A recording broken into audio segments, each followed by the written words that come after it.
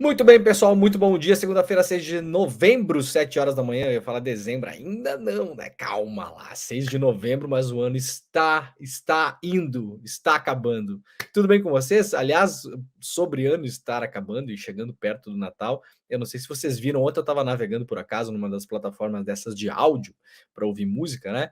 E aí eu vi que a Alanis Morissette gravou a música do John Lennon, que também ficou célebre, né, no Brasil, na voz da Simone, Então é Natal. Então temos já, nesta época do ano, 6 de novembro, a simonização do nosso Brasil e também, por que não dizer agora, do mundo, porque a Alanis Morissette está totalmente simonizada, né? Vocês que estão no chat já estão simonizados? Já estão com aquele espírito natalino? Muito bem, quem está chegando por aí, muito obrigado pela audiência. Este é o Desperta SL. Este programa, para quem não sabe, para quem está acompanhando pela primeira vez, vai ao ar todos os dias às 7 horas da manhã, de segunda a sexta, para a gente fazer juntos aqui aquela leitura matinal da imprensa brasileira e mundial, para vocês saírem, ao final de tudo, mais despertos. Essa é a nossa o nosso grande objetivo por aqui pelas manhãs. Estamos ao vivo em todas as redes sociais, estamos ao vivo também na TVT, TV aberta, em São Paulo, Grande São Paulo, na Rádio Brasil Atual, no radinho, portanto, muita gente que nos acompanha pelo rádio, muito bom dia, quem tem o hábito de acompanhar, de seguir notícias pelo rádio. Este programa também, eu sempre falo, é um programa bastante radiofônico, né? Eu falo pra caramba aqui, né? Pareço um maluco, 1 hora falando sem parar, sozinho, né? Ainda mais nesses momentos que eu estou em viagem, como é o caso agora, e aí acabo não tendo os meus companheiros lá do estúdio para fazer algum xiste, alguma piada, né, para deixar o programa um pouco mais, né, conversativo e menos, falativo, mas estamos aqui, tocando esse nosso dia a dia. Também muito bom dia para quem nos acompanha na TV Querimurê, em Salvador, Grande Salvador, na Bahia. Muito obrigado pela audiência de todo mundo. Estamos ao vivo em todas as redes sociais, sobretudo no YouTube. Se você está chegando agora, por gentileza, deixe o seu like, assine o canal e clique no sininho, que é a maneira como você tem para ser avisado ou avisada quando este programa e os demais programas do ICL estiverem no ar. De todo modo, você sabe, né? Quem nos acompanha aqui já sabe, o nosso vasto público já sabe. Aliás, este programa é líder em noticiosos no horário no YouTube no Brasil todo, hein? A gente está fazendo aqui uma audiência sempre muito grande, né? 15 mil pessoas em média no ao vivo aí, né? E terminando o programa, claro que o número é muitíssimo maior, porque vão somando todas as pessoinhas que vão entrando para ouvir e para assistir este programa. Se você puder, compartilhe também este programa com as pessoas que você conhece, né? E, claro, assine o canal, deixe seu like, deixe seu comentário, aquela coisa toda. Ó, rapaziada dos comentários, muito obrigado pela audiência de todo mundo aí. A Cibele, psicóloga, está falando: bom dia, galera do ICL. Estamos começando uma faxina aqui em Vitória, Espírito Santo, escutando vocês. Muita gente nos escuta, aliás, fazendo faxina, fazendo almoço, né? Porque as pessoas nos ouvem e nos assistem de vários lugares do mundo, né? Então, hoje temos aí pessoal de Campo Grande, de Caxambu, saudações tricolores, aliás, parabéns, né, para o Fluminense, que ganhou a sua primeira Libertadores da América, né? Um jogaço contra o Boca Juniors no domingo, no sábado, perdão, né? Bom dia, pessoal de Bento Gonçalves, Rio Grande do Sul, Guaratinguetá, São Paulo, Novo Hamburgo, Rio Grande do Sul, Tiradentes, São Paulo, capital, Juiz de Fora, São José do Rio Preto, Jaguaruna, Porto Alegre, Piedade, onde mais? Santana do Parnaíba, Mangueirinha, Paraná, essa eu não conhecia. Eu adoro cidades que eu nunca ouvi falar aqui. Bom dia de Kuala Lumpur. Nossa mãe, Aldair Galvão está em Kuala Lumpur. A Heloísa Girão está em Nova Lima, né? Bom dia de Alta Floresta, Regiane Zabot, Alta Floresta eu conheço, já estive em Alta Floresta. Fui até lá num voo da Azul, muitos anos atrás, para depois ir até Novo Progresso. Lembram o Dia do Fogo, as cidades da queimada monstruosa que teve na Amazônia durante o governo Bolsonaro? O epicentro não era Alta Floresta, era Novo Progresso. Aí eu acabei indo de carro, né? Ali de Alta Floresta até Novo Progresso, uma viagem de umas 10 horas, eu acho. Foi bastante difícil de chegar até lá. Pessoal de Teresópolis, Jaboticabal, São Vicente, São Paulo, Passo Fundo, Rio Grande do Sul, Porto Alegre, São Cepé. Tá cheio de gaúcho hoje aqui, gente. Natal, Rio Grande do Norte. Onde mais? Fortaleza, Maringá, São Paulo, João Pessoa, Maceió. Bom dia de Canberra, na Austrália. A galera que nos acompanha também lá do outro lado do mundo, né? Lá o pessoal lá do futuro, né? O pessoal já está no futuro. Bela Vista do Paraíso, Paraná. Muito bem, rapaziada. Bom dia de Oslo, Demore. Você ainda está em Oslo? Pergunta a Emília Maria de Andrade Corrêa. Não, não estou mais. Já voltei ao Brasil. Muito bem, pessoal. Então, ó, muito obrigado pela audiência. Vai deixando seu comentário, vai chegando por aí, que este programa está começando e tem muita coisa pra gente falar hoje, como sempre, né? Vamos lá, então, ó. Primeira coisa, parabéns pro Fluminense. Queria tocar esse videozinho, ó, que videozinho mais fofinho da torcedora. Olha que bacana, né? O dia lá no jogo tava 1-1, né? Perrengue, e olha só, sai o gol do Fluminense. Olha que beleza, ó. Ah, criança em estádio é muito legal, né, gente? Olha que bacana. Vai lá, abraça o papai. Será que é o papai? Será que é o irmão? Não sei, não temos informação. Muito legal, né? Parabéns para o Fluminense, primeira Libertadores do Fluminense, né? Em toda a sua história. Um jogo duríssimo, né? Contra o Boca Juniors. Esse time do Boca esse ano estava um time meia-boca para a gente ficar na piada, né? Eu acompanhei alguns jogos da Libertadores, principalmente para ver o Cavani, né? O Edson Cavani. Eu vi a estreia dele, vi o Campeonato Argentino, vi jogos da Libertadores. Um time mais ou menos, mas é aquela coisa de time argentino, né? Essa história que assim, os caras vão empurrando até o final. O Boca não ganhou nenhum jogo do mata-mata. Passou em todos por pênalti. É um negócio inacreditável, né? Parece o Grêmio, inclusive. Mas chegou na final, né? E levou perigo, fez um bom jogo, né? O Fluminense começou melhor, fez o primeiro gol, mas depois o Boca saiu para o jogo, se ajustou, explorou algumas deficiências do Fluminense na defesa, né? Dominou ali a entrada da área, conseguiu fazer um gol, aliás, um golaço. Aliás, os 3 gols da final, golaços, né? Para quem não viu, o gol do Boca, um golaço, e os 2 gols do Fluminense também, gols muito bonitos, né? Para variar, o Cano fez mais um gol, né? Esse cara é um fenômeno, né? É inacreditável. De onde ele estiver, ele tem uma característica que ele chuta gol sempre, né? Um negócio inacreditável, assim.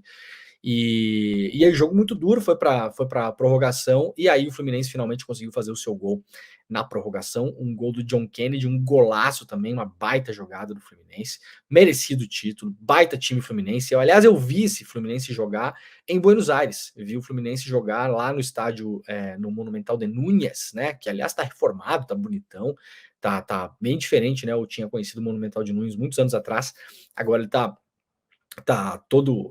Fizeram um refit, né? No Monumental de Nunes. Fui lá ver River Plate e Fluminense, né? O jogo pela Libertadores, aliás, né? Casa lotada, um jogaço também. Então, parabéns aí para o Fluminense. Muito bem, vamos lá então, pessoal. Com mais de 200 medalhas, o Brasil tem sua melhor participação na história dos PANs em Santiago. O Brasil terminou os Jogos Pan-Americanos de Santiago em segundo lugar no quadro geral de medalhas. Foram 205 conquistas, 66 medalhas de ouro, 73 de prata e 66 de bronze. O país alcançou o objetivo do Comitê Olímpico Brasileiro de repetir o segundo lugar na classificação, assim como fizeram em Lima 4 anos atrás. No Peru, porém, foram 171 medalhas ao todo, né? E agora a gente está falando de 205 medalhas. Eu ia falar 200, né? 200 não. 205 medalhas. Ai, ai. Algumas vieram de forma totalmente inesperada, como a prata no beisebol masculino. A Colômbia ficou com ouro, mas na trajetória o Brasil venceu Cuba, uma potência no esporte. O Brasil também ganhou bronze na pelota basca, esporte completamente desconhecido no Brasil, com um atleta que nunca pisou no país. Felipe Otengui nasceu no País Basco, francês, mas tem mãe brasileira e por isso disputou os Jogos Pan-Americanos pelo Brasil. Além da surpresa no beisebol, o Brasil também teve bom rendimento em outros esportes coletivos. Ouro no futebol masculino, no vôlei, no basquete e no handebol feminino. Prata no handebol masculino, no vôlei feminino e no polo aquático masculino. E bronze no basquete masculino, no rugby feminino e no polo aquático feminino. Legal, né? Excelente participação do Brasil, né? Já de olho aí nas Olimpíadas de Paris, né? Que acontecem no ano que vem. Além da competição em si, os Jogos Pan-Americanos classificaram atletas para os Jogos Olímpicos de Paris. O caso da tenista Laura Pigossi, ouro em Santiago, e do time de handebol feminino, por exemplo, são os classificados. A edição também foi despedida de alguns atletas, como Isaquias Queiroz, da canoagem, que ganhou a prata em Santiago, e da boxeadora Bia Ferreira, que ficou com ouro, né? Pô, Isaquias, lamentável, né, que o Isaquias não vai participar das Olimpíadas de Paris, né? O Isaquias, fenômeno brasileiro, né? Aliás, mereceria mais, né? Mais falação dessa despedida do Isaquias, né? Viu-se pouquíssima coisa, pouquíssima cobertura em relação a isso, né? O Brasil realmente, assim, se não for futebol, é difícil a gente tratar bem nossos atletas, né, gente? Não tô cobrando heroísmo nem nada, acho um pouco bobagem essa história de heroísmo no esporte, né? Herói é qualquer outra coisa, né? O esportista não é um herói, tá? Na minha opinião, tá? Eu sou meio crítico em relação a isso. Agora, o Isaquias é um fenômeno absurdo, né? O que o Isaquias fez nas Olimpíadas, na última Olimpíada, foi um negócio incrível, né? É uma pena que a gente não vai mais poder ver ele disputando competições. Mudança climática reduz a neve e altera a produção de vinhos na Argentina. Este programa, vocês sabem, está sempre muito atento à emergência climática, né? Em frente a uma fileira sem fim de oliveiras, Gabriel Guardia, 50 anos, lembra a imagem dos campos cobertos de neve. Quando eu era um menino, diz ele, era impossível plantar em algumas áreas, conta o enólogo, que hoje trocou o cobertor que usava na época de infância pelo ar-condicionado na hora de dormir. Ele é um dos produtores de Mendonça, né, na Cordilheira dos Andes, a cidade que é muito conhecida pelos vinhos, pelos famosos vinhos argentinos, né? A cidade convive há tantos anos com falta de água que nem chama mais a situação de seca, diz aqui a reportagem publicada pela Folha de São Paulo de hoje, né? Isso por conta, claro, das mudanças climáticas. E aqui tem alguns gráficos mostrando que a temperatura deve subir ainda mais na região até 2050 e as chuvas devem diminuir. Qual o grande problema disso tudo? A região depende do degelo para encher os rios, inundar os reservatórios, abastecer a população e irrigar as plantações, também castigadas por eventos extremos cada vez mais longos, intensos ou frequentes. Por isso, algumas das melhores vinícolas e olivícolas do mundo têm precisado se adaptar aos novos tempos. Gente, vai bater em todo mundo. Eu tenho falado, o pessoal tem gente que acha que vai se livrar desse negócio, tem gente que tem grana pra caramba, que acha que vai dar um jeito, que acha que vai ter um lugar para se esconder, né? Tem a galera que o pessoal do agro sempre fala, né? Tem gente boa, tem gente bacana no agro, tem gente que não é, como em todo setor da economia, né? Vamos lá, né? Agro, grosso modo, MST é agro também, né? Essa coisa de que agro é só lá o Blairo Maggi, que é um dos maiores plantadores do mundo, é falso, né? Agora, tem gente que sim, achou que ia tocar o terror, fazer o que quisesse, tacar fogo, entupir de pesticida, consumir toda a água dos rios da região, e ia dar bom, ia dar beleza, não tem aquecimento global, não tem emergência climática, não tem nada. Vocês estão vendo que a coisa está indo para um lado que eu sempre tenho falado. Isso aqui não se resolve com uma eleição, não se resolve com uma reportagem em jornal, nem nada. Isso aqui, para resolver, tem que começar algo que não se começou ainda, que é começar a resolver, e a gente não sabe onde vai parar. Essa é a grande verdade. Estamos em terreno desconhecido, né? Eu já li várias matérias aqui sobre emergência climática, aliás, uns 2 meses atrás, teve uma reportagem, não me lembro exatamente de qual veículo, né? Mostrando uma entrevista em várias entrevistas com vários pesquisadores, os mais renomados pesquisadores do clima do mundo, e hoje eles são quase unânimes em falar que nós entramos em terreno desconhecido em relação à emergência climática. De fato, nem mesmo eles sabem onde a coisa vai parar. Não se sabe se vai poder ser revertido esse quadro no médio prazo. No curto, esquece, né? Vamos lá para o UOL. Celulares e TVs podem ficar mais caros com a seca na Zona Franca de Manaus. Estou falando que vai pegar todo mundo, gente. Vai, segue negando, segue fazendo de conta que nada acontece. O preço de celulares e televisões pode ficar mais caro devido à seca no Amazonas. Esses produtos têm alta concorrência, baixa margem de preço e, por isso, os produtores podem precisar repassar aumentos dos custos de transporte ao consumidor final. A seca no Amazonas está dificultando o transporte na Zona Franca de Manaus. A maior parte da produção da região é feita por meio de rios e, com baixo nível de água, houve a suspensão do transporte via navios. Há um problema de entrada de insumos e de saída de produtos prontos para a venda. O El Niño intensificou a seca característica desse período do ano na região e reduziu o nível da água dos rios. Vamos lá, notícia publicada hoje pela Bloomberg Linha, um serviço da Bloomberg Internacional que está instalado no Brasil desde o ano passado, né? Fazia tempo que a gente não lia a notícia deles aqui. Porque a era de ouro de férias na montanha na Europa está perto do fim. Olha que interessante isso aqui. Eu já tinha lido alguma coisa parecido com isso, até aqui no programa, né? Olha só. A Vila Francesca de Chamonix tem sido o próspero centro do montanhismo europeu por mais de 300 anos. Mas as mudanças climáticas têm alterado as estações outrora confiáveis que sustentam a importante indústria turística da região. Os Alpes aqueceram cerca de 0,5 grau Celsius por década desde os anos 80, segundo o Centro de Pesquisas de Ecossistemas Alpinos. Isso tornou algumas das rotas mais usadas ainda mais perigosas e, às vezes, impossíveis de escalar, à medida que o risco de deslizamento de rochas aumenta e os glaciares derretem. Embora essas mudanças possam ser imperceptíveis para dezenas de milhares de entusiastas do alpinismo que chegam todo verão na região, guias de montanha como Danny Mensick estão começando a ficar preocupados. O verão passado foi louco, diz ele, foi o verão negro para o alpinismo nos Alpes. O turismo representa cerca de 2/3 da economia local em Chamonix. A cidade registra 8 milhões de pernoites por ano, gerando 850 milhões de euros em gastos diretos. O Mont Blanc, a montanha mais alta dos Alpes e uma das mais conhecidas, né? Para quem não sabia, sim, o Mont Blanc é uma montanha, não é uma caneta. É um grande atrativo, com mais de 20 mil alpinistas por ano, pagando cerca de 2 mil euros cada um, né? As condições pioraram tanto que em 2022, que a Associação de Guias de Montanha, incluindo a Compagnie de Guides de Chamonix, de Guide, deve ser assim, né? Não sei, não falo francês.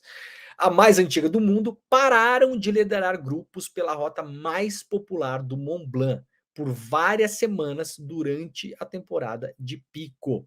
O prefeito de Saint-Gervais, o município por onde passa a rota, propôs que os alpinistas que ignorassem os avisos, né, os avisos de cuidado ou de não uso de certas rotas, tivessem que pagar um depósito de 15 mil euros para cobrir possíveis custos de resgates e de funerais. Então, a coisa, de novo, vai chegar em todos os lugares. Rotas de alpinismo conhecidas no Mont Blanc há mais de 300 anos, tá aí a baboseira para quem fala, né? Não, mas isso é cíclico, já aconteceu antes, primeiro esquenta e depois esfria, é normal, vocês são alarmistas. Bom, vai lá falar com as pessoas que estudam o Mont Blanc e as rotas de alpinismo conhecidas no Mont Blanc e na cadeia de montanhas dessa região dos Alpes, né? Os Alpes aqui são Alpes franceses e suíços, né? 300 anos que essas rotas eram usadas para turismo e alpinismo. E agora é a primeira vez que se registra na história que elas se tornaram perigosas por conta do degelo e do risco de deslizamento. Muito bem, Alexandre de Moraes leva ao plenário físico o julgamento de réu por ataques do 8 de janeiro. O ministro pediu destaque no julgamento de um dos réus pelos ataques e agora será levado ao plenário físico da corte. O caso envolve Eduardo Zeferino Englert, 42 anos, de Santa Maria, Rio Grande do Sul, e estava sob análise do plenário virtual. Ele foi preso em flagrante dentro do Palácio do Planalto durante os atos golpistas. Relator das ações do STF sobre o julgamento do 8 de janeiro, Moraes pediu destaque neste domingo, portanto conhecido também popularmente como ontem. O caso será avaliado em sessão presencial no tribunal. O Supremo já condenou 20 réus com penas que alcançam até 20 anos por causa dos atos golpistas promovidos por apoiadores do ex-presidente e agora já duplamente, né, inelegível Jair Bolsonaro. Os julgamentos foram feitos no plenário físico e também no plenário virtual. Muito bem. Edital de emendas empaca em Congresso com fartura de verba gasta sem critério. Essa manchete da Folha é a manchete da Folha de hoje, tá?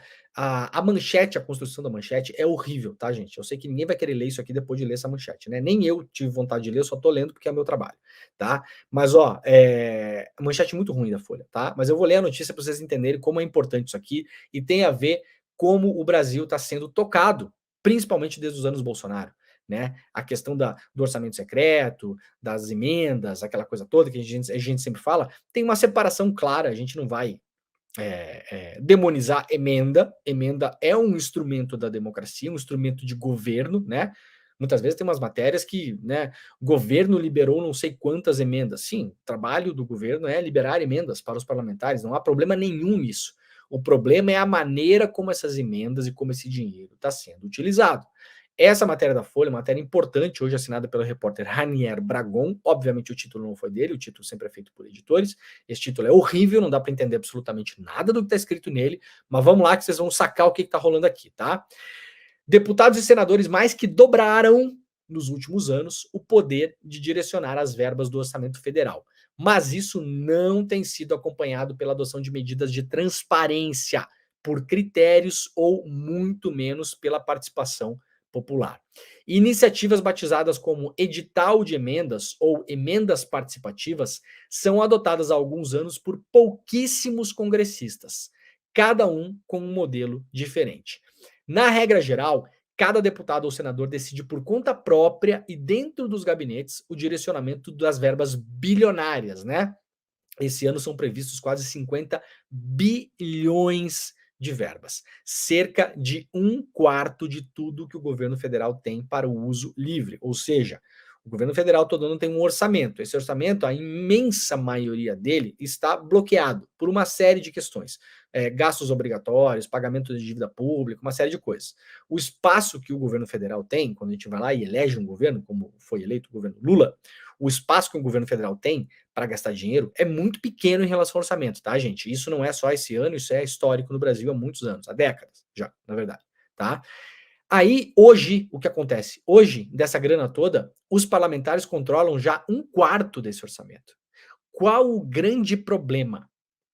Enquanto o governo federal tem uma série de regulamentos, regulações, legislações e tal que precisa cumprir para investimento de verba, por exemplo, dinheiro do Ministério da Saúde, tá? Ali para você fazer uma licitação, para você mandar dinheiro para algum lugar, para isso, aquilo, você tem os técnicos, você tem análise técnica. Claro que sempre tem coisa que escapa e tem coisa que é feita mal feita, tá? Mas assim, no geral, a administração pública, ela é extremamente burocrática. Gente, quem não trabalhou com administração pública, vocês não tem noção. É extremamente burocrática para você conseguir liberar uma verba. Não é fácil. Não é fácil, de fato, assim. Tem Tribunal de Contas, tem CGU, tem, sabe, tem 1 milhão de coisas, tem agência reguladora, tem isso, tem aquilo, tem estudo técnico, tem edital, tem. É muito, muito complexo para você conseguir fazer liberação de verbas através dos ministérios, por exemplo. Qual é a grande vantagem disso? Você consegue identificar com muito maior precisão onde precisa investir o dinheiro. Porque, eventualmente, não precisa abrir uma nova UPA no bairro tal, porque tem uma UPA a 1 quilômetro e 200 metros daquele bairro, num outro lugar. Né? A 10 quadras daquele lugar ali já tem uma UPA. Talvez você não precise, a população dali já está plenamente atendida por uma UPA. Né? Então você precisa abrir uma UPA num outro lugar, num outro estado, numa outra cidade, né? Então, isso é o que fazem, em geral, a grana quando é usada pelos ministérios, tá? Isso aqui, ó, em tese, mas na prática é assim também, tá bom? Tem desvios, tem problemas, tem corrupção, tem um monte de coisa. Claro, sempre teve, tá? Agora, tem mais controle em relação a isso. O dinheiro na verba dos parlamentares, a verba na mão dos parlamentares, qual o problema? Os parlamentares mandam para onde interessa a eles, sem decisão técnica nenhuma. Então vamos lá, a cidade me deu 20 mil votos, então eu vou construir um estádio de esporte lá. Mas já tem um estádio de esporte a 3 quadras desse. Não interessa, ano que vem tem eleição. Pronto, né? Pô, não seria melhor mandar esse dinheiro para um outro lugar do estado? Não, não, mas outro lugar não, outro lugar só me deu 2 mil votos. Então aquela população eu vou deixar sofrer um pouquinho, eu vou botar dinheiro onde o pessoal votou em mim. né? Então viram uso de interesses particulares. A Folha identificou apenas 11 deputados e senadores que estabelecem alguma espécie de regra pública para a definição da distribuição das verbas. Só 11, tá? Dos 500 e com senadores, com 600, né? Apenas 11 são os que têm critérios mais claros e transparentes para a distribuição das verbas que tem em mãos. Eu vou até ler o nome aqui dos deputados e de senadores, porque eu acho importante, tá? Tem pessoal do Novo, tem pessoal do PSOL, etc e tal, mas isso aqui é uma coisa importante e realmente nesse caso essas pessoas estão fazendo a coisa certa. Então vamos lá. Adriana Ventura do Novo, Camila Jara do PT, Gilson Marques do Novo, Marcel Van Hatten do Novo, Sâmia Bonfim do PSOL, Tabata Amaral do PSB, Túlio Gadelha da Rede e Vitor Lippe do PSDB, além dos senadores Alessandro Vieira do MDB, professora Dorinha Seabra, do União Brasil, e Rodrigo Cunha, do Podemos. Esses são os que têm uma gestão mais transparente. Isso é 2% dos parlamentares. Os outros 98% mandam dinheiro para redutos eleitorais, que não necessariamente cumprem os objetivos de dar ao povo o que o povo precisa. Olha, para a gente depois pular de assunto aqui, olha só a frase do deputado Joaquim Passarinho, que foi ouvido pela Folha. Joaquim Passarinho, do PL do Pará. Olha o que o deputado falou. O parlamentar, diz ele, tem que atender a sua base. A consulta popular aconteceu em 2022. Ou seja, em 2022 o pessoal votou em mim, então agora eu faço o que eu quiser com esse dinheiro. Não preciso agora ficar vendo onde é que eu vou colocar, aquela coisa toda. Não precisa. Análise técnica. Não vou fazer isso. Já votaram. Isso que o deputado está dizendo é isso aqui, ó. Já votaram em mim. Agora eu faço o que eu quero com esse dinheiro, tá? Eu estou traduzindo o que ele falou aqui. Segue a fala do deputado, atenção. Se eu faço a consulta, essa consulta pública, né? Ou seja, se o deputado vai lá e consulta a população, ei, onde vocês acham que eu tenho que investir esse dinheiro aqui, essa verba que eu tenho, né? Pode fazer uma consulta pública, existe esse instrumento. Tanto é que 11 parlamentares o usam com alguma frequência. Agora, o deputado Joaquim Passarinho, ele simboliza os outros 98%. O que é que ele diz aqui? Aspas dele. Se eu faço a consulta pública, eu sou obrigado a dar 2 milhões para uma cidade que só me deu 2 mil votos. E aí eu vou ter que dar só 100 mil para uma cidade que me deu 20 mil votos. O que é que eu vou dizer para esta última cidade? Afirma o deputado Joaquim Passarinho. Assim, ó, eu tenho saudade do cinismo na política. Vocês não têm saudade? Eu tenho muita saudade do momento que os políticos eram cínicos, né? O cara poderia ter dado qualquer outra desculpa e a gente estaria falando aqui que ia ser uma desculpa furada. Mas a beleza dessa coisa toda é que não tem desculpa nenhuma. O deputado está falando claramente aqui, ó, eu não vou fazer consulta pública, eu não vou ouvir área técnica, eu não me importo com isso não é problema meu. Vocês já votaram em mim, agora eu faço o que eu quiser com essa verba e como eu vou usá-la. Ele diz claramente aqui, eu não vou correr o risco de fazer consulta pública e ter que mandar mais dinheiro para uma cidade que não votou em mim. Então, dane-se a cidade que não votou em mim. Ah, precisa de uma UPA lá na cidade. Dane-se. O pessoal tem que ficar se enfiando em ambulância, em carro da prefeitura, para fazer 500 quilômetros para fazer consulta no dentista, porque não tem dentista público lá. Dane-se, entendeu? A molecada fica a tarde toda fora da escola, não tem onde ir, porque não tem uma praça decente na cidade. Dane-se. Por quê? Porque vocês não votaram em mim. Dane-se. É escandalosa essa matéria da Folha hoje, matéria muito boa, né? Só no caso desse parlamentar, por exemplo, o Joaquim Passarinho, ele teve o poder esse ano de direcionar 44 milhões em emendas. 44 milhões em emendas.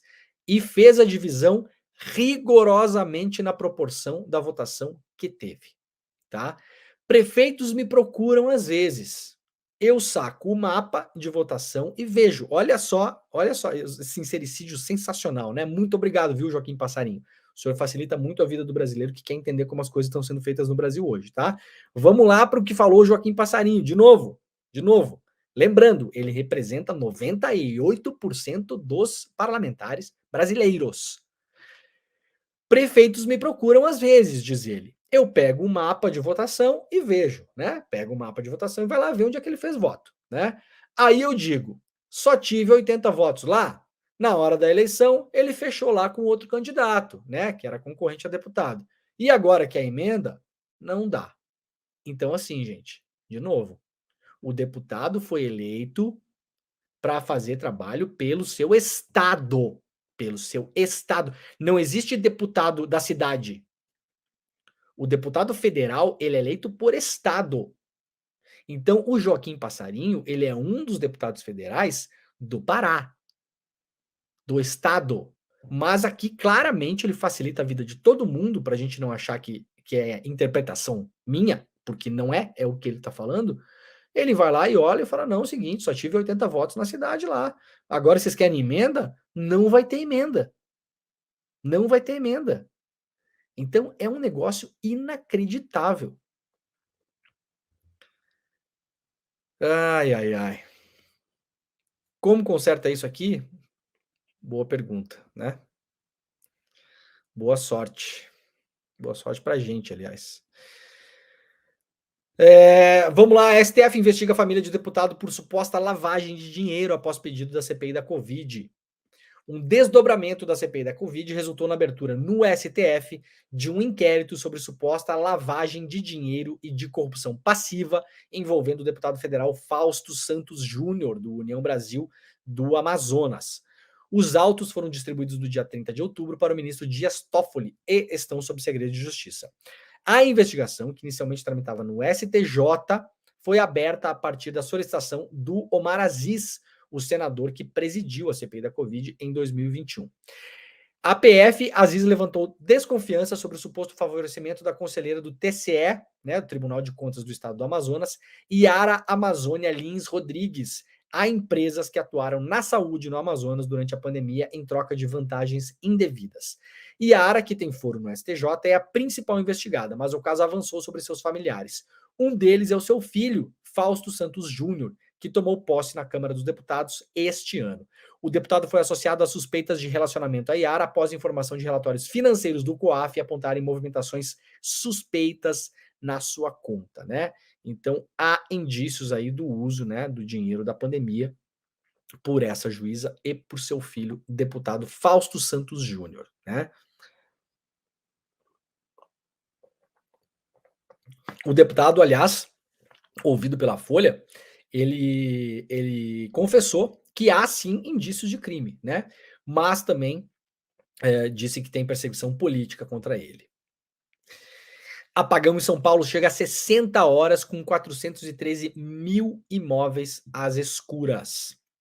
Após 60 horas desde o temporal que atingiu São Paulo na última sexta-feira, 413 mil endereços ainda seguem sem energia na capital. A informação foi emitida pelas empresas que administram o abastecimento elétrico na noite de ontem. Significa dizer que 413 mil imóveis entre residências e comércios enfrentam o primeiro dia útil da semana às escuras. Fato que tem gerado indignação em parte da população. Em parte, porque a outra parte não está indignada, tá achando bom, será? Ainda de acordo com os dados mais recentes enviados à Folha, o total de domicílios afetados em algum momento após a chuva chegou a 4,2 milhões em todo o estado. O governador Tarcísio lamentou as mortes no Twitter, aquela coisa toda, né? E na tarde de ontem, o Tarcísio também afirmou em publicação que a falta de energia, que ainda afeta parte do território paulista, não prejudicou a aplicação do Enem.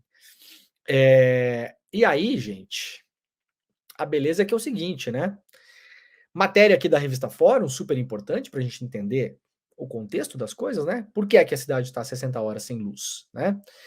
Enel, que é a empresa de energia privada, né? Que toma conta de parte da energia elétrica de São Paulo.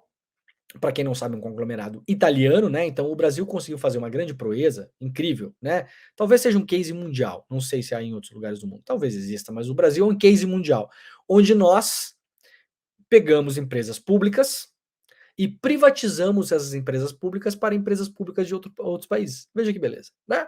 Então você pega ali negócio de gás, distribuição de gás no interior de São Paulo. Quem é que compra? A empresa pública italiana, né? Então, assim, ou os países que têm empresas públicas fortes ainda e que estão comprando empresas públicas brasileiras, nas privatizações. Ou eles são um bando de otário, ou nós é que somos, né? Vocês podem votar nos comentários aí quem vocês acham que são os otários nessas questões. A Enel, empresa privada, privada mais ou menos, né? Italiana que opera energia elétrica mista, a Enel. Viu, revista Fórum? Tem que ver a composição societária da Enel, tá? É que a empresa comprou, né? Na privatização, ela privatizou para si a energia de São Paulo, tá? A empresa italiana que opera energia elétrica em São Paulo reduziu cerca de 36% dos seus funcionários desde 2019, somando terceirizados e contratados. Leandro, por que São Paulo está 60 horas sem luz? Vamos ler de novo. A Enel reduziu 36% os seus funcionários desde 2019. Desde sexta-feira, milhões de pessoas de São Paulo estão com problema no abastecimento elétrico. Segundo informações da CNN, desde 2019, a empresa tem reduzido drasticamente o seu pessoal para redução de custos, apesar do aumento de mais de 7% do número de consumidores. Então é isso que essas empresas fazem. Aliás, isso é um clássico da administração de empresas quando elas compram ou tomam controle de alguma concessão. Isso é um clássico. Você vai lá, tem uma empresa pública. Você vai lá, compra a empresa pública. O que é a primeira coisa que você faz? Demissões. Primeira coisa. Por quê? Porque a demissão, ela mostra um efeito imediato no balanço. O jeito mais rápido de você conseguir melhorar o seu balanço é demitindo pessoas. Sabiam disso? Então você vai lá, você compra uma empresa pública. A empresa pública tem 5.000 funcionários. Você assume, você vai lá e corta 1.000. Você vai para 4.000 funcionários. O que acontece? O seu balanço melhora muito, muito. É o jeito mais fácil que um CEO, por exemplo, tem de entregar resultado. Sabiam disso? É muito mais difícil captar cliente, conseguir reduzir custos marginal, procurar outros fornecedores, né? Melhorar a performance no geral. Muito mais difícil fazer isso. Muito mais difícil. Aumentar preço é mais complicado, porque pode ter reação pública e tal, não sei o quê. Você vai lá, demite 1.000 funcionários. O seu balanço melhora, que é uma beleza. E não melhora pouco, não, melhora muito, né? Melhora muito. O que acontece? A operação continua funcionando. Uma operação que tinha 5.000 funcionários, ela continua funcionando com 4. Claro que continua. Todo mundo que já trabalhou em empresa, que trabalha em empresa, sabe como é que é. Você tem 5 colegas no seu departamento, na sua empresa aí, privada, pública, tanto faz.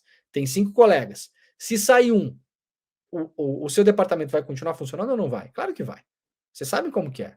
Você e os seus 3 colegas remanescentes, vocês vão dar um jeito, vão pegar o trabalho que o outro colega fazia, entubar, né? Fazer mais horas aí, trabalhar em casa, fazer home office, trabalhar final de semana, dar o seu jeito, reduzir a hora de almoço, sei lá o quê, vai continuar funcionando. Claro. Qual o problema?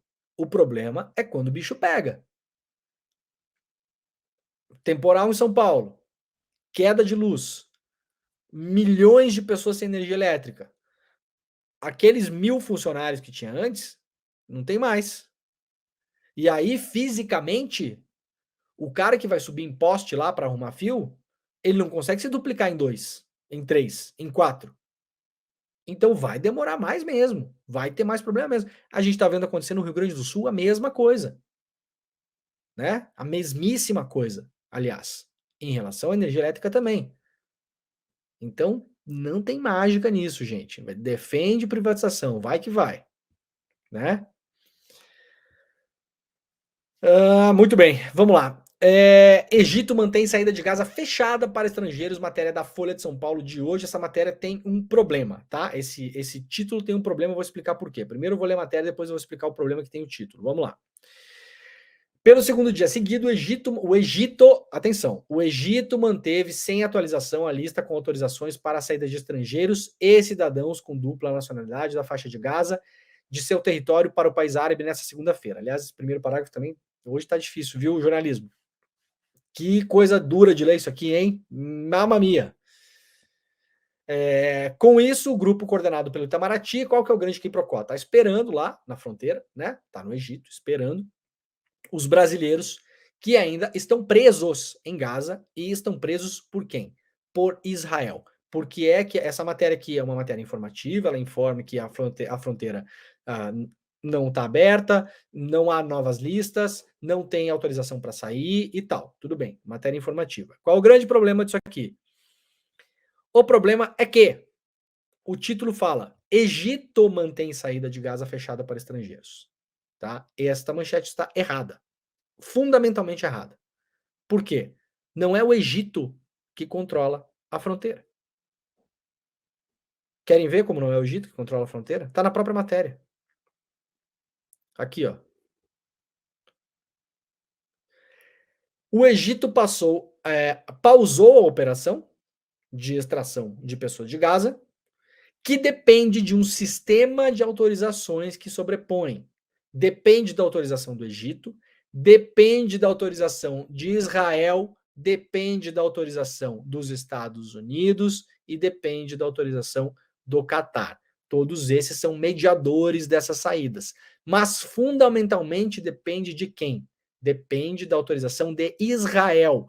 Eu vou mostrar um vídeo para vocês agora, uma entrevista que foi feita no ICL Notícias, primeira edição, uns 15 dias atrás, mais ou menos, tá bom? A gente estava no crescente ali da cobertura desse conflito.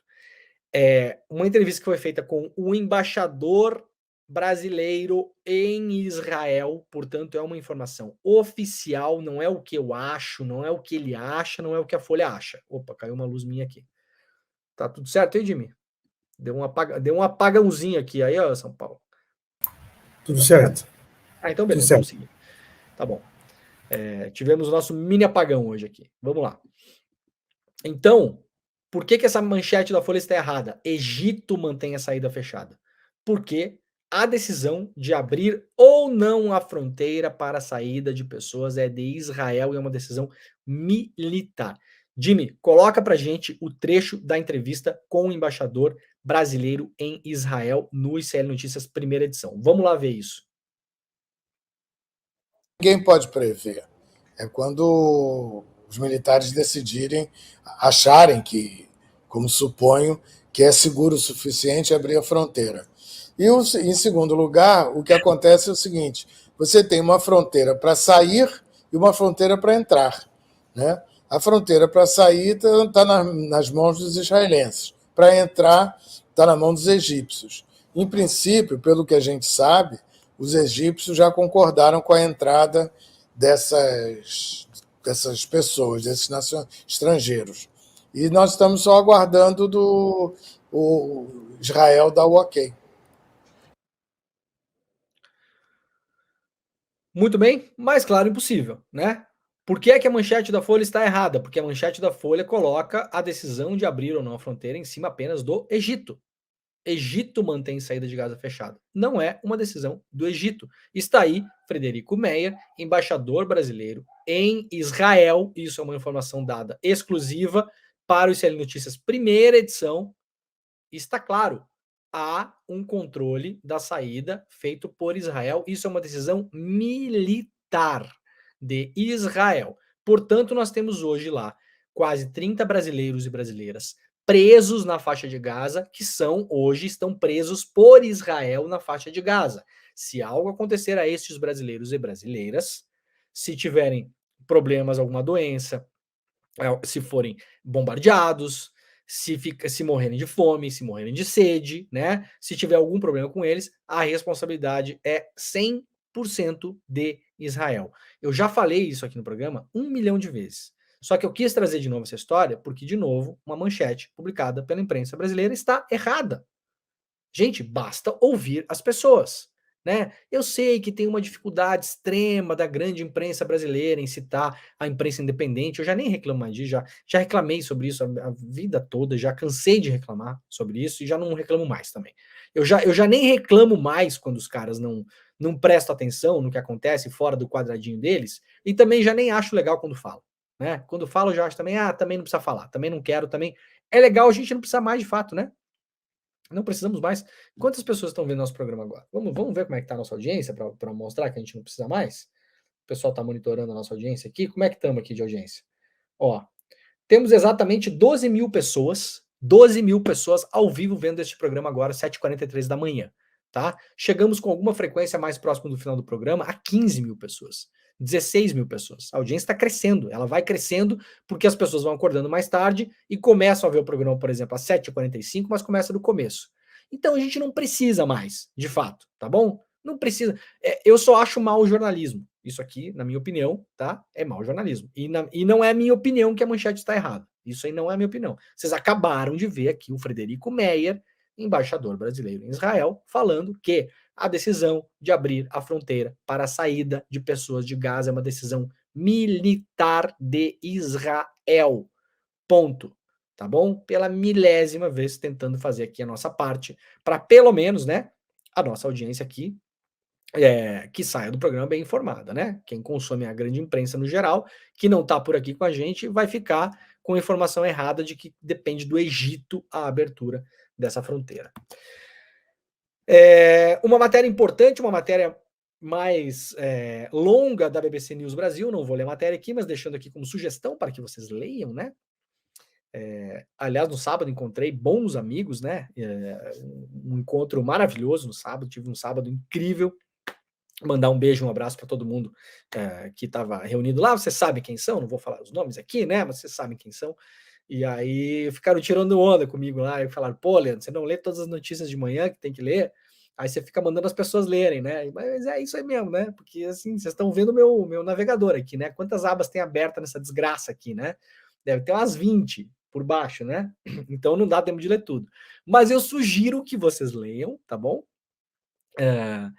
Como o conflito em Gaza está afetando a guerra na Ucrânia, porque, claro, a guerra na Ucrânia passa agora a não ser mais a grande prioridade da Europa e dos Estados Unidos. Há um outro conflito para alimentar com armamentos, com munições e com financiamento. Então, isso é uma preocupação na Ucrânia também. Soma-se ao fato de que, no final de semana, um general, né, o comandante-chefe, né, das Forças Armadas da Ucrânia, ele falou que a guerra atingiu aquele ponto de empate, tá? Isso o militar ucraniano falando, né? Ele deu uma declaração no final de semana. O general Valery Zaluzny, acho que é assim que fala o nome dele, né? Deu uma declaração que chegou-se num ponto, né? Que agora essa guerra na Ucrânia ela não vai andar nem para um lado nem para o outro. Ela vai ficar estacionada onde ela está. E só vai ter alguma mudança significativa por alguma intervenção tecnológica, o que significa usar armas mais poderosas. Por exemplo, se a Rússia resolver usar algum tipo de arma atômica, né? Então, assim, o próprio exército ucraniano já está falando já está colocando esse cenário. O que é que significa? Que agora sim, eventualmente, as conversas para um cessar-fogo podem começar a andar. O Zelensky declarou no final de semana, tá aqui publicado no jornal inglês The Guardian, né? Negou, né, o seu próprio general, falou: não, o general tá falando bobagem, a guerra não tá parada, não. Tipo assim, não, a gente segue aqui na resistência e a gente segue combatendo o exército russo, né? O Zelensky, claro, não está querendo negociar nenhum tipo de cessar-fogo. Por quê? Se tiver um cessar-fogo agora, grandes porções do território ucraniano ficarão com a Rússia. Porque a Rússia avançou, não avançou tanto na sua invasão, né? Não avançou tanto na invasão quanto imaginava que avançaria. A Ucrânia conseguiu oferecer uma boa resistência ali. Lembrem que na primeira semana de invasão russa, tinha analista político no Brasil falando que a guerra ia acabar em uma semana. Vamos lembrar disso.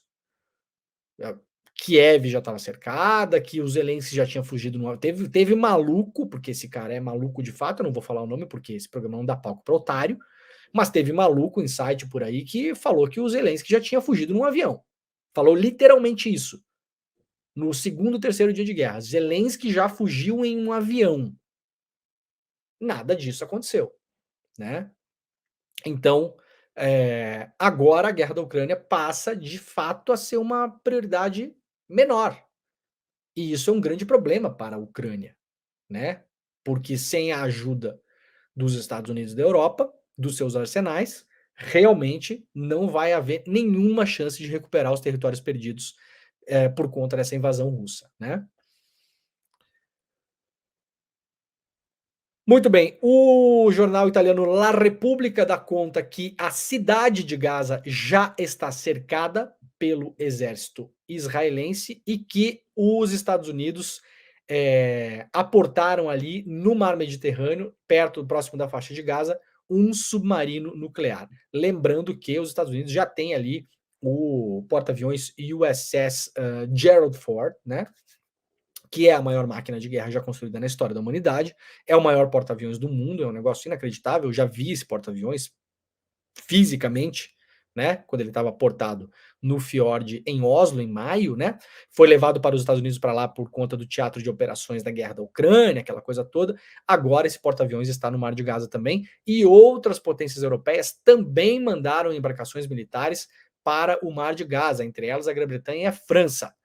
Portanto, o cerco que Gaza enfrenta hoje, o cerco militar que Gaza enfrenta hoje, é um cerco militar que, se ele fosse feito para invadir qualquer país da Europa, invadiria. Daria para invadir a Espanha com esse cerco. Eu não estou brincando, gente. O contingente de soldados que Israel mobilizou nesse cerco a Gaza é maior, atenção, do que eu vou falar aqui agora, é maior do que o contingente que a Rússia mobilizou para invadir a Ucrânia. Vocês têm noção disso? Vocês têm noção do tamanho da Ucrânia e o tamanho da faixa de Gaza? Na quinta-feira, essa semana, quinta ou sexta-feira, eu já vou estar de volta no nosso estúdio. Eu vou mostrar para vocês o nosso maravilhoso telão, né, na nossa tela lá. Eu vou mostrar para vocês, eu vou colocar o mapa da Ucrânia e o mapa da faixa de Gaza do lado. Vou fazer isso, tá bom? Fica aqui o meu compromisso. Vou pegar o mapa da Ucrânia, vou pegar o mapa da faixa de Gaza e vou colocar o número de soldados que a Rússia mobilizou para invadir a Ucrânia e o número de soldados que Israel mobilizou para cercar e invadir Gaza, para vocês terem a ideia do tamanho dessa operação de terrorismo de Estado, que é o que Israel está fazendo lá. Israel está cometendo um terrorismo de Estado em Gaza. A contagem de mortos hoje, segundo os números mais recentes, né, que estão sendo publicados no mundo todo. Claro, isso aqui é um link do jornal China Daily, que é um dos jornais publicados em língua inglesa, editados na China, né? A edição global do China Daily mostra que o cerco a Gaza e o número de mortos em Gaza, por conta dos ataques de Israel, já chega a quase 10 mil pessoas. 10 mil pessoas assassinadas, a imensa maioria, imensa maioria de civis.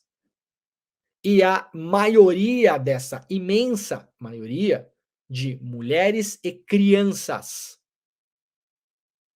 Então vocês deem um nome ao que o governo de Israel e o seu exército está fazendo em Gaza.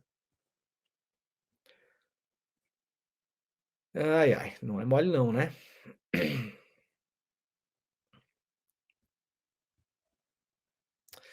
Vamos lá para as eleições argentinas. Javier Milei tem 3 a 4 pontos à frente em nova pesquisa Atlas.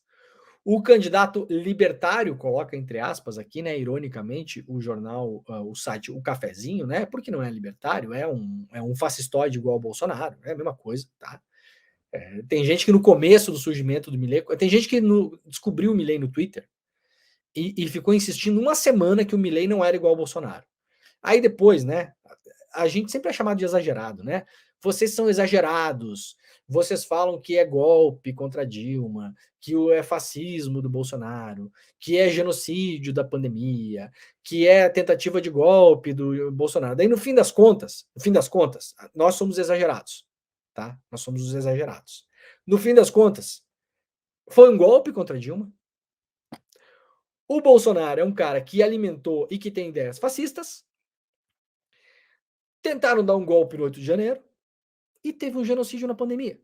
Então veja que os exagerados, que somos nós, né? Eu, vocês, nós somos os exagerados, né? Porque tem a outra turma que eles se consideram os moderados, né? O pessoal do raciocínio lógico, né? O pessoal que não é emotivo, eles vão sempre ali na técnica, né? Eles vão tocando a bolinha de lado, eles vão sempre no joguinho técnico, né? Para essa galera, o Javier Milei, ele não é igual ao Bolsonaro. Ele era um libertário. né? Que palavra bonita. Não, porque veja bem, porque libertário tecnicamente, porque ele é a favor disso, ele é a favor daquilo, ele é a favor disso que é. Aí os fatos vão acontecendo, né? A pessoa descobre o Javier Milei no Twitter e ela não lê, ela não vai atrás. Ela não vê o histórico do cara, ela não lê perfil do cara, ela não vê entrevistas, ela não se interessa, ela vai lá e cospe o negócio no Twitter. Aí a coisa vai andando e a gente vai vendo que o Javier Milei é exatamente a mesma coisa do Bolsonaro, né? Então, se o Javier Milei é um libertário, o Bolsonaro é um libertário também. Mas, enfim, o Milei aparece com 48,5% na nova pesquisa da Atlas Intel, contra 44,7% do peronista Sérgio Massa. Então, portanto, 48,5% contra 44,5%, tá? Essa é a fotografia da Atlas neste exato momento. A Atlas foi a pesquisa que menos errou na Argentina, porque todas as pesquisas erraram, tá? Todo mundo errou lá.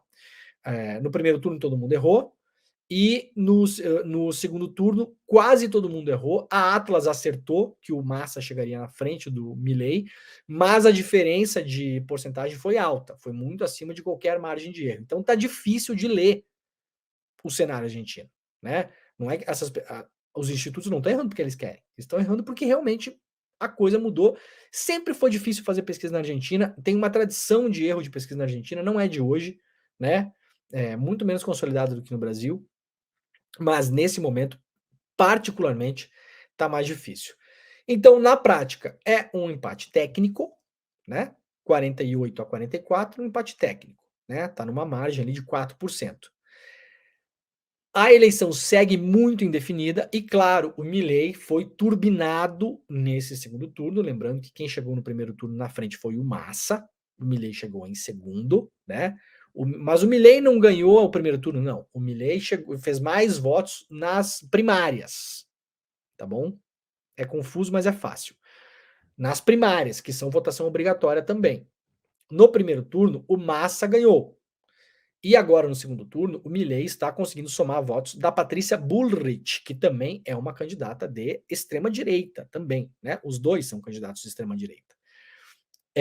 A Bullrich chegou em terceiro lugar, fez 20 alguma coisa, né? Fez 24% dos votos. Foi isso? A Bullrich? Não. 36, 30, isso. E aí o Milei, que fez 30, claro, está conseguindo puxar muitos votos da Bullrich, porque ali é basicamente a mesma coisa. E claro, os liberais argentinos, para não deixar a piada morrer, né? Os liberais argentinos, na falta de uma candidata que eles consideravam de direita moderada, né, liberal, que é a Patrícia Bullrich, claro, montaram no cavalo do fascismo, não há dúvida nenhuma disso, né? E já estão montados no cavalo de Javier Milei. Muito bem, pessoal. Olha só, muito obrigado a todo mundo que nos acompanhou pela TVT, pela TV Quirimura e pela Rádio Brasil Atual. Nós estamos encerrando a nossa rede, estamos desmobilizando a nossa rede por enquanto, mas depois a nossa rede volta para fazer o CL Notícias primeira edição, tá? É só um intervalo. Então, obrigado e até amanhã, gente. E ó, para quem seguiu até o final, sobrou muita coisa aqui. Vamos ver se tem uma coisinha aqui. Vamos ver. Tem GLO nos aeroportos, que começa hoje, né? Queria falar mais sobre isso, não vai dar tempo. Vamos lá rapidamente, então. GLO em portos e aeroportos em São Paulo e Rio de Janeiro começa a valer nessa segunda-feira. Começou a valer hoje o decreto de garantia da lei da ordem nos aeroportos e portos do Rio de Janeiro, também em São Paulo. A operação deve durar até 3 de maio de 2024. A GLO foi autorizada pelo Lula. A medida abrange os portos de Itaguaí, Rio de Janeiro e Santos, Guarulhos e Galeão são os aeroportos que serão atingidos. Esse decreto estabelece a criação de uma operação integrada de combate ao crime organizado. E por isso estou fazendo esse decreto de GLO especificamente para os portos e para os aeroportos, que são os mais internacionais do Brasil, né? A parada é que, a partir de agora, militares poderão revistar bagagens de passageiros em aeroportos. Então, se você vai pegar voo até maio do ano que vem e topar com milicos nos aeroportos, saiba que eles estão lá por uma operação autorizada pelo governo Lula e podem revistar bagagens de passageiros, tá? Isso é uma tentativa do governo Lula de tentar conquistar os votos das pessoas indecisas ou que votaram na direita. Por quê? A pauta de segurança pública é uma pauta importante. A esquerda vem sendo acusada de não dar bola para isso, de ser defensora de bandido, e então o governo está tomando várias medidas que endurecem o que se imagina ser um combate ao crime. Qual o grande problema disso? E a gente pode analisar ao longo da semana com mais calma. O problema é a esquerda brasileira começar a ficar com uma cara de direita, se é que vocês me entendem, né? Tá bom? Então é isso. Muito obrigado, gente. Ó, segunda-feira, 6 de novembro, 8 horas da manhã, está começando o ICL Notícias, primeira edição, aqui neste mesmo link. Muito obrigado a quem nos acompanhou. Estaremos de volta amanhã. Um beijo para todo mundo e tchau.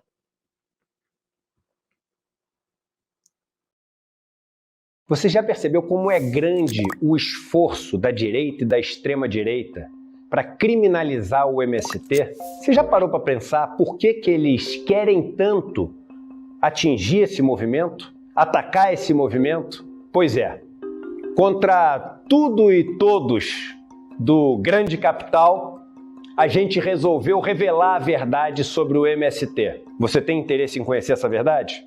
No dia 12 de novembro, um domingo, às 8 horas da noite, no horário de Brasília, a gente vai apresentar para vocês trechos do documentário De Quanta Terra Precisa o Homem e também fazer um debate incrível sobre essa, que é uma das questões mais importantes para o Brasil, a questão da terra. Junto conosco vai estar ninguém mais, ninguém menos do que João Pedro Stedley, um dos principais líderes do movimento dos trabalhadores sem terra. Estarão conosco também várias outras pessoas que têm na sua vida a luta da terra como um dos principais motores. Para você não perder esse encontro histórico e assistir trechos inéditos do filme De Quanta Terra Precisa o Homem, é só você se inscrever gratuitamente no link aqui em cima ou aqui embaixo. Não perde essa chance. Todo mundo vai celebrar a estreia do ICL no mundo dos documentários e filmes e, mais uma vez, aprender muito com a nossa plataforma.